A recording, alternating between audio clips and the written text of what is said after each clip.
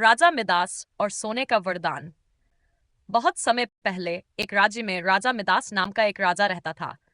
राजा Midas के पास धन दौलत की कोई कमी नहीं थी, लेकिन उसे हमेशा और ज्यादा सोना चाहिए था।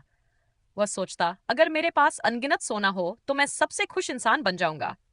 एक दिन राजा मिदास ने एक देवता से प्रार्थना की और कहा, हे देवता, मुझे ऐसा वरदान दीजिए कि मैं जो भी छूऊं वह सोने में बदल जाए।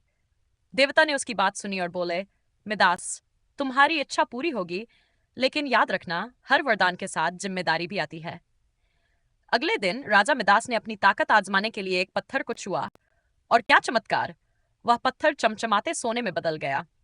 मिदास बहुत खुश हुआ। उसने फूलों को छुआ और वे भी सोने के बन गए।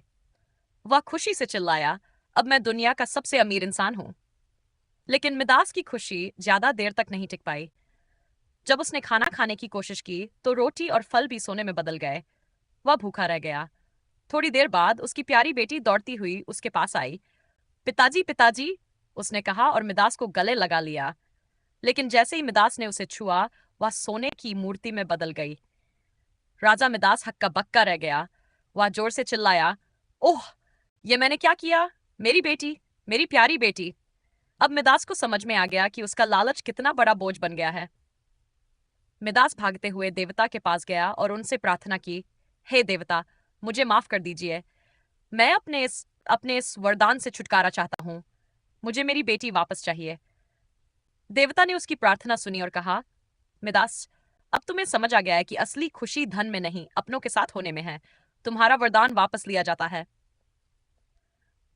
जैसे ही मिदास अपने महल लौटा, उसकी बेटी फिर से जीवित हो गई। वह दौड़कर मिदास से लिपट गई। मिदास की आंखों में आंसू थे। उसने अपनी बेटी से कहा, अब मुझे किसी और सोने की जरूरत नहीं है। मेरे लिए तुम ही सबसे बड़ा खजाना हो। मूल संदेश: लालच बुरी बला है।